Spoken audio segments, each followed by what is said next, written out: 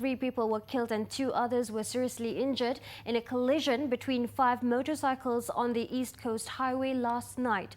The crash occurred at 9:05 p.m. near the Gambang R&R area. The dead were identified as Azli Mat Daud, Muhammad Amirul Faris Abdullah and Shamil Nazir alias Nasir, aged between 25 and 40, all from Maran. The 5 victims were believed to have been part of a convoy travelling from Kuantan to Maran when the accident occurred. All the bodies as well as the injured victims were sent to the Tengku Ampuan Afzan Hospital for post-mortem and treatment.